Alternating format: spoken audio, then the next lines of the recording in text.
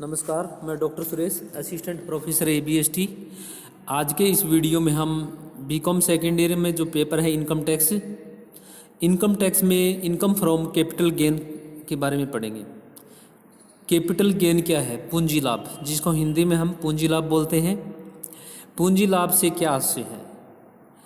तो देखिए, capital gain यदि किसी पूंजीगत संपत्ति को ट्रांसफ़र करने या बेचने से कोई आय प्राप्त होती है, कोई इनकम प्राप्त होती है, उसे कैपिटल गेन कहते हैं। कैपिटल गेन हेड में वो टैक्सेबल होगी। अर्थात पूंजी लाभ से आशय ऐसे लाभ से है जिसको प्रॉपर्टी के ट्रांसफ़र करने या बेचने से अगर किसी व्यक्ति को कोई लाभ होता है तो ये कैपिटल गेन होता है, और capital gain income from capital gain head में टैक्सेबल होगा। मीनिंग ऑफ कैपिटल एसेट्स, सभी प्रकार की चल अचल संपत्तियों को कैपिटल संपत्ति माना जाता है, चाहे यह संपत्ति करदाता के व्यापार पैसे में काम आती हों या निजी प्रयोग में काम आती हों। यहाँ पर छात्र ध्यान दें, सभी प्रकार की चल और अचल संपत्तियाँ, सभी प्रकार की चल और अचल संपत्तियां चाहे करदाता व्यापार या पैसे में काम में आती हों या उसके निजी प्रयोग में काम आती हों, इन सभी को हम संपत्तियां मानते हैं। अब यहाँ पर देखिए, एक डायग्राम बना रखा है डिफरेंस का। तो किसे कैपिटल संपत्ति मानेंगे और किसे कैपिटल संपत्ति नहीं मानेंगे। नंबर 1, शहरी क्षेत्र में कोई भी कृषि भूमि है उसको कैपिटल प्रॉपर्टी कैपिटल संपत्ति मानते हैं। ग्रामीण क्षेत्र में कोई भी कृषि भूमि है उसको प्रॉपर्टी नहीं मानते, यानी कैपिटल एसेट्स नहीं मानते। नंबर 2 पॉइंट, अन्य भूमि या भवन को कैपिटल संपत्ति मानते हैं, और व्यापारिक सामग्री एवं स्टॉक, व्यापारिक सामग्री और स्टॉक को कैपिटल एसेट्स नहीं मानते। व्यापार में प्रयोग की गई स्थायी संपत्तियां चाहे ह्रास योग्य हों या नहीं हों, यदि व्यापार में कोई स्थायी संपत्तियां प्रयोग में की जाती हैं, चाहे वह संपत्तियों के ह्रास योग्य हैं यानी डेफिसिएशन योग्य हैं या डेफिसिएशन योग्य नहीं हैं, इनको हम पूंजी संपत्तियां मानते हैं। व्यक्तिगत प्रयोग में आने वाली चल संपत्तियां, व्यक्तिगत प्रयोग में आने वाली सभी चल संपत्तियों को हम संपत्तियां नहीं मानते, यानी पूंजी संपत्तियां नहीं मानते। यहाँ पर जेवरात को छोड़ देंगे, क्योंकि जेवरात एक चल संपत्ति है और चल संपत्ति होने के कारण जेवरात को हम कैपिटल एसेट्स मानते हैं, यानी पूंजी संपत्ति मानते हैं।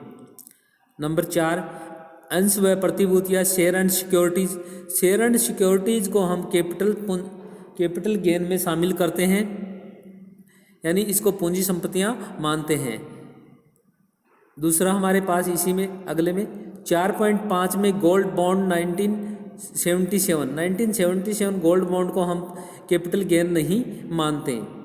सोना, चांदी, प्लेटिनियम, कीमती पत्थर, जेवरात आदि को हम पूंजी संपत्तियां मानते हैं। इसके विपरीत 7% गोल्ड बॉन्ड 1980, इसको हम पूंजी संपत्ति नहीं मानते।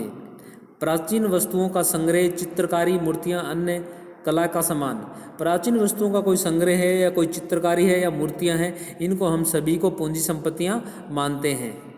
अर्थात इनको ट्रांसफ़र से होने वाली इनकम को कैपिटल गेन मानेंगे। National defence gold bond 1980, national defence gold bond 1980 को हम पूंजी संपत्ति नहीं मानते। अदृश्य संपत्तियों में कौन कौन सी संपत्तियां हैं? गुडविल, अंशों का अधिकार, अंशों को क्रय करने का पहला अधिकार होता है, उस अधिकार के बारे में बात कर रहे हैं। खानों पर अधिकार, वस्तु निर्माण का लाइसेंस, साझेदारी फर्मों में हिस्सा, इन सभी को हम पूंजी संपत्तियां मानते हैं। और उसके विपरीत है विशेष धारक बॉन्ड 1991, इसको हम पूंजी संपत्तियां नहीं मानते। अन्य भूमि चाहे गांव में हो, चाहे स्वयं के आवास के काम में आती हो या किराए पर उठा दी गई हो, इसको व्यापार में काम आती हो, से आशय है अन्य भूमि से।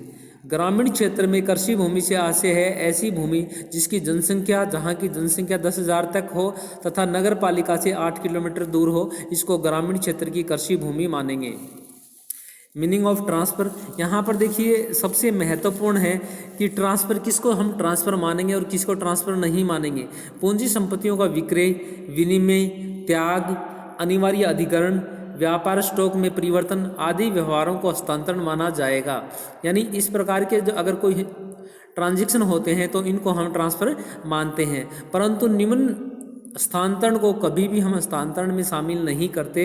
ये 4 पॉइंट ध्यान दीजिए। अगर इस प्रकार के कोई पॉइंट आते हैं यानी तो उनको हम ट्रांसफ़र नहीं मानते। नंबर 1, संपत्तियों का दान या वसीयत में देना। अगर संपत्तियों का दान या वसीयत में दी जाती हैं तो इनको हम ट्रांसफ़र नहीं मानते।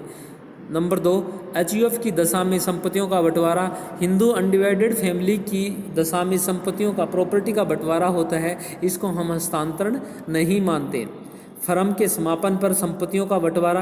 अगर कोई फर्म है उसके समापन हो जाता है और उसकी प्रॉपर्टी का बंटवारा होता है तो ऐसे बंटवारे को हम ट्रांसफ़र नहीं मानते। म्यूजियम या रजिस्ट्रार संख्या की संपत्तियों का देना।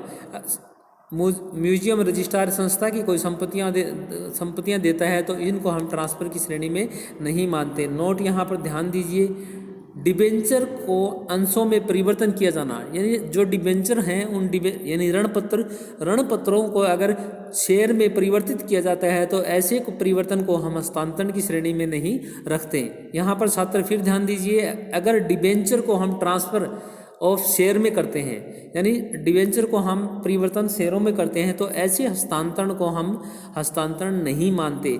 जबकि इसके विपरीत क्या है, अंशों के अधिमान अंशों को इक्विटी अंशों में परिवर्तन किया जाना तो इसको हस्तांतरण मानते हैं। अगर हम डिबेंचर को अंशों में हस्तांतरित करते हैं, यदि हम डिबेंचर को अंशों में हस्तांतरित करते हैं तो ऐसे हस्तांतरण को हम ट्रांसफ़र नहीं मानते।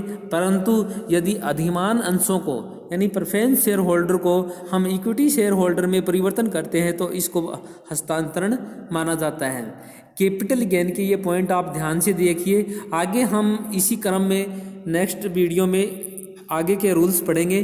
छात्र ध्यान दें, इन सभी रूल्स को अभी याद कीजिए, इन्हीं के अकॉर्डिंग हम प्रैक्टिकल क्वेश्चन सोल्व कर पाएंगे। अगर फिर भी किसी स्टूडेंट को परेशानी है तो मेरे से व्हाट्सएप नंबर पे या कॉल पे अपनी समस्याओं का समाधान कर सकते हो। Thank you.